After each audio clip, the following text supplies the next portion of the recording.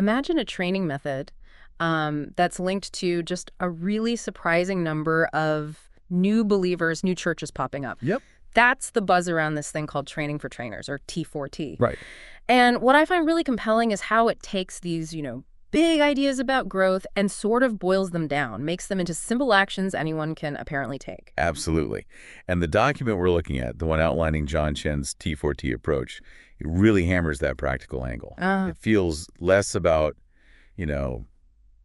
abstract theology and much more about concrete steps that reportedly get pretty significant results. Exactly. So for you, the listener, if you want to get up to speed on this quickly, our mission today is really to unpack what makes T4T tick. We want to pull out those core principles, the nuggets, that explain why it's supposedly so effective. And explore how these, seemingly simple actions can actually create quite big ripple effects. Okay, so let's dive in then. Where does the document start? It kicks off by focusing on creating what it calls a church planting movement ethos. Ethos, okay, so like a foundational mindset. Exactly. It's not just about learning techniques first. It's about the underlying culture. Gotcha. And the very first thing mentioned is prayer. But it sounds like it's more than just, praying generally. Yeah, there's a real emphasis on the time commitment. Apparently, John Chen himself aims for around 2 hours daily. Wow. 2 hours. But maybe even more crucial is the idea of modeling that. Showing, not just telling, those you're training. Leading by example right from the start. That modeling piece seems critical for showing just how important prayer is in this whole thing. Okay. What comes after prayer in this ethos? And next up is the concept of spiritual warfare. Okay. The document gives a pretty direct heads up, basically saying expect opposition. Right. Don't be surprised by it. Exactly. And the suggested response is proactive. Watch, fight, and pray. It sets an expectation that this work isn't always going to be smooth sailing. Which kind of leads naturally into the next point, doesn't it? Thankfulness. It does. Thankfulness in all circumstances. Yeah. And it's not just about, being generally positive. Yeah. It's specifically linked to that idea in Romans 8:28, that God works all things for good. Okay. So the thinking is, if you cultivate thankfulness, it builds resilience. Yep. It helps stop you getting discouraged when challenges, which are expected, actually show up. That makes sense. It even suggests that not being thankful can be a major roadblock, right? Yeah, it positions it as potentially quite detrimental to the whole effort. So focus on the positive, even in the tough stuff, helps keep you going. Seems to be the idea. Then we get to these church planting movement proverbs. The document presents them as these little gems of wisdom. Yeah, I found these really interesting. Quite punchy. The first one is, church planting is not rocket science. So don't leave it for the experts or professionals. Everyone should be planting churches. That just immediately knocks down any idea that this is only for, seminary grads or something. It really does. It lowers that barrier to entry significantly, makes it feel achievable for, the average person in the pews. Yeah. Why do you think that kind of democratization is so powerful here? Well, it removes the intimidation factor, I suppose. It empowers people who might otherwise think, oh, that's not for me. Okay. And the second proverb? That one reinforces the action focus. Just do it. God honors doers of the word and not hearers only. Very direct. No messing about. Put your faith into practice. Exactly. It's a clear call to action. And the third one, I think this really captures the multiplication aspect of T4T. Go on. It is a great joy to win someone to Jesus. It is a greater joy to start a church. It is the greatest joy of all to train someone else to start a church. You can see the progression there, can't you? Totally. The focus naturally shifts outwards towards empowering others, training others. And that highlights the exponential potential they're aiming for, which leads nicely into a really vital distinction the document makes. Which is? The difference between teaching and training. Okay, how do they define that?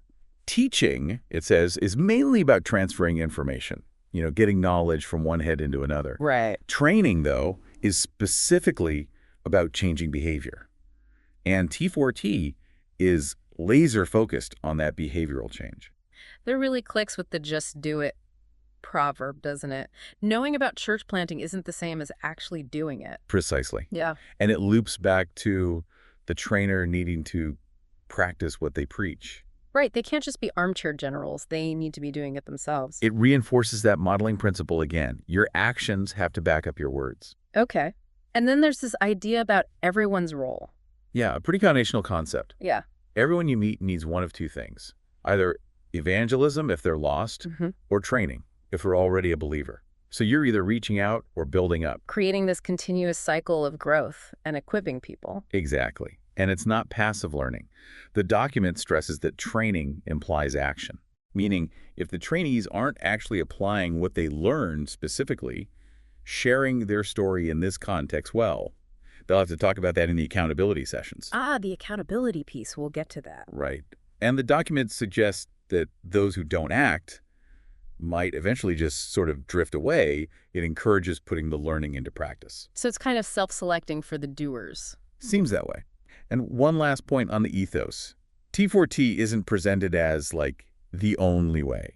Oh, okay. No, it's seen as complementary. It can work alongside other methods people might already be using, things like the Jesus film for spiritual laws, EvangeCube, Evangelism Explosion. Gotcha. So it's a tool in the toolbox, not the whole toolbox. Exactly. Okay, that gives us a good feel for the underlying ethos. Now let's get practical. How does this training of trainers actually happen? Where does it take place? Well, according to the document, Chen typically runs these sessions in local churches. Any church that's willing to host this kind of training for its regular members. Okay, accessible then. And where does the training content start? It begins by laying a biblical foundation, this core idea that really every Christian is called to share the gospel. It's not optional. And they back this up with scripture, right? Yeah. I remember seeing 4 calls. That's right. The document outlines 4 distinct calls. Okay, let's hear them. First, the call from above, thinking Mark 16.15, Isaiah 6.8, a direct command. Right. Second, the call from below, referencing the story in Luke 16 about the rich man wanting someone to warn his brothers. So the urgency of those who haven't heard. Powerful imagery. Third, the call from within, like Paul says it in 1 Corinthians 9, feeling that personal obligation that, woe is me if I don't preach the gospel. A personal conviction. Exactly. And fourth, the call from beyond, thinking of Acts 16, Paul's vision of the man from Macedonia saying, come over and help us, God leading you to specific people or places. So it covers different angles. Command, urgency, inner conviction, divine guidance. Pretty comprehensive. It tries to build a strong scriptural case for why this is important for everyone. Okay. And after establishing that call, what's next? There's a really significant emphasis on reaching your own family, extending salvation to your household. That seems quite personal. It is. And they use a lot of biblical examples to illustrate it.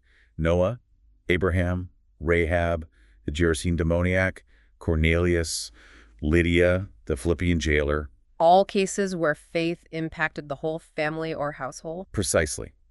The document makes a direct connection, saying essentially, God cares about your family, listener, and wants to reach them through you.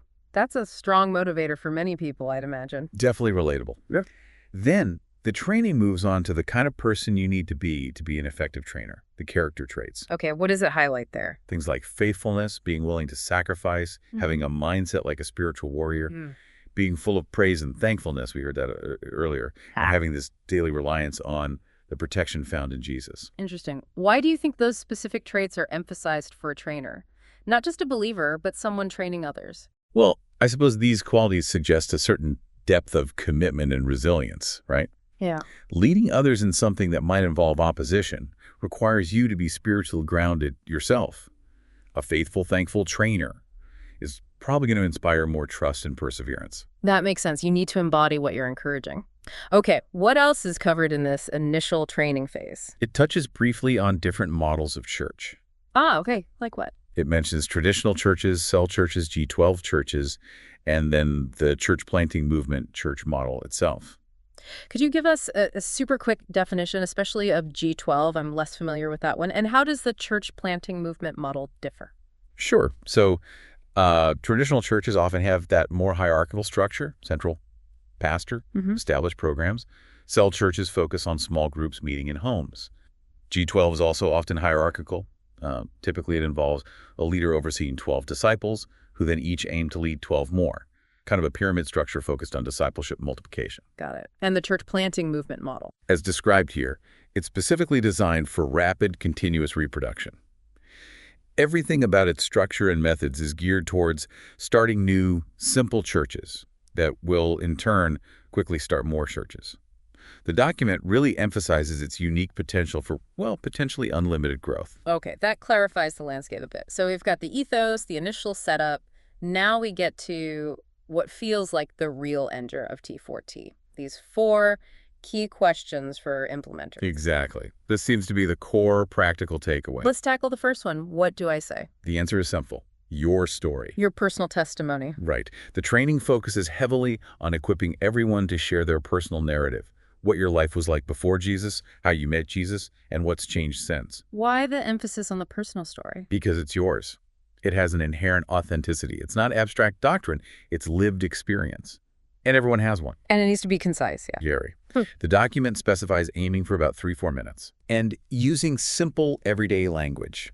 Avoiding churchy jargon that someone outside the faith might just not understand makes it much more accessible. That seems crucial for connecting with people. How do they practice this? Very practically. First, they have trainees practice telling their story out loud, just to the ceiling or floor, kind of getting used to verbalizing it. Then they break into small groups, usually 3s. Each person shares their story, and the others give feedback, not criticism, but helpful feedback on clarity, timing, impact. That sounds like a really good way to build confidence and polish the delivery in a, safe space. Exactly. Builds confidence quickly. Okay, so that covers what to say. Question 2, who do I say it to? This is about being intentional, right? Absolutely.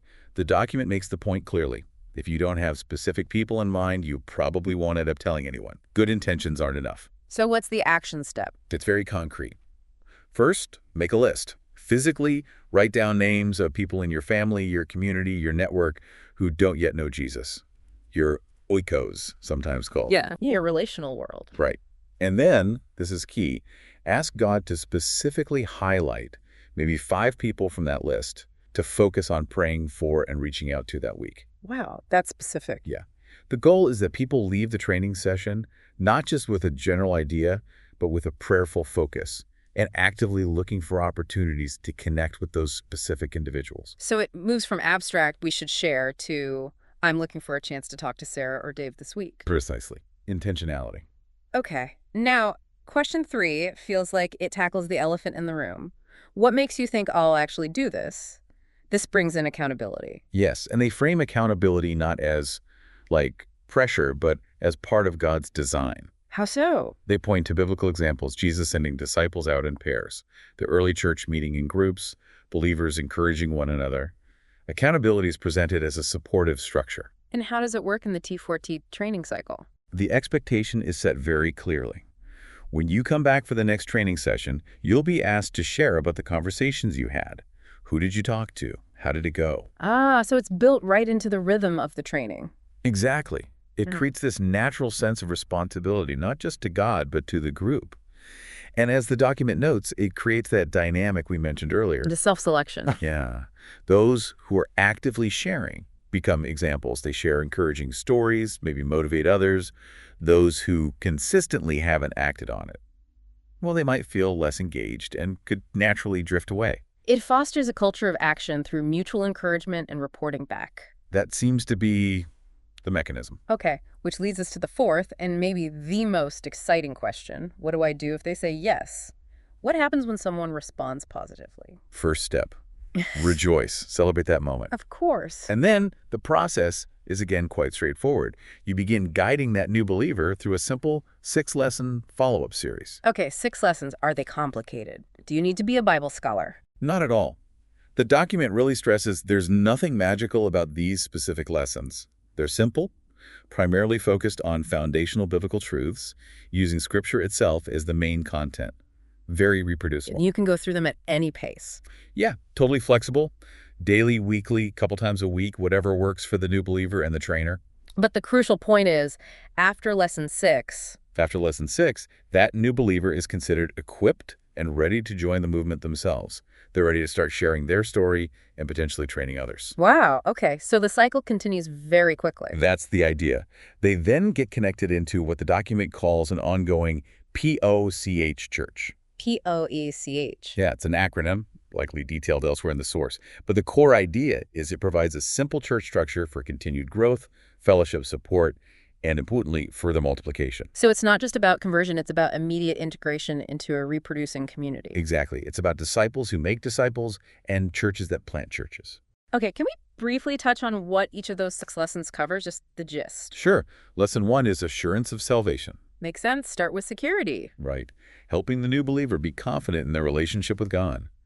It even mentions using a new birth certificate, a tangible reminder with key verses like Ephesians 2.889 or 1 John 5.1. Okay. Lesson 2, a life of prayer. Why we pray, what to pray about, the different ways God answers, how prayer changes our attitudes, using verses like Philippians 4.67, 1 Thessalonians 5.18. Foundational stuff, lesson 3. Having a daily quiet time, establishing that habit of regular personal connection with God. It suggests practical tools, Bible, notebook, quiet spot, set time, and even a verse to pray before starting, like Psalm 119.1, open my eyes that I may see wonderful things in your law. Nice practical tips, lesson 4. This one's understanding of being church. Emphasizing church isn't mainly a building, but the people, the household of God. The community. Yeah. It covers the main purposes: worship, fellowship, teaching, evangelism, ministry, and basic practices like baptism and the Lord's Supper, referencing passages in Romans, Ephesians, Acts, Matthew. Okay, halfway through. Lesson 5. Knowing God. This acknowledges that really understanding God, especially as revealed in Jesus, is a lifelong journey. It encourages pursuing that deeper knowledge of God's character, his love, faithfulness, power, provision, using verses from all over, like Jeremiah 31, 1 John 3, Philippians 4. A lifelong pursuit. And the final one, lesson 6. God's will for you. And this is where it comes full circle. How so? Because the core message is that a key part of God's will is for this new believer to now go back to the beginning, understand those 4 key questions for themselves, and start sharing their story with others. Oh, so lesson 6 essentially commissions them into movement. Exactly. It gets them ready to multiply. And the document makes a really insightful point here. What's that? That new believers often make the best evangelists. Why? Because their own experience is fresh, their passion is high, and crucially, their social network, their friends, family, likely still includes many people who haven't heard. They have natural connections. That makes a lot of sense. Their world hasn't totally shifted yet. Right. So the training leverages that initial enthusiasm and those existing relationships. Okay, so wrapping up this deep dive on T4T, what are the main takeaways? It really feels like the core principles are that strong emphasis on action, the just do it idea. Action over just theory. And the power of the personal story, making evangelism feel, well, doable for anyone. It demystifies it. And the focus is clearly on training for behavior change, not just teaching for knowledge. That distinction is critical to the whole model. Plus that built-in accountability, it seems like the engine that keeps things moving. Yeah, that regular check-in seems vital for momentum and creating that culture of action we talked about. So, for you, the listener, hopefully this gives you a really clear picture of this T4T methodology.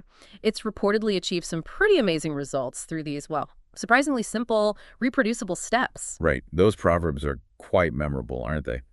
And the 4 questions provide a very straightforward framework if someone actually wanted to try this. It really makes you think, doesn't it, about the potential power unleashed when ordinary people feel equipped and are encouraged to simply share their own experiences and then help others do the same. You have to wonder, what if this kind of practical, action-focused training approach could be adapted, used in other areas, maybe outside of church planting entirely? Where else could it apply? Well, anywhere you want knowledge to turn into action, right? Anywhere you want behavioral change, not just head knowledge.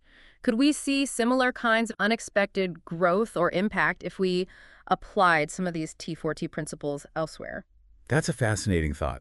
Taking that core idea of simple steps, personal story, training for action, and accountability, where else could that unlock potential? Definitely something to mull over.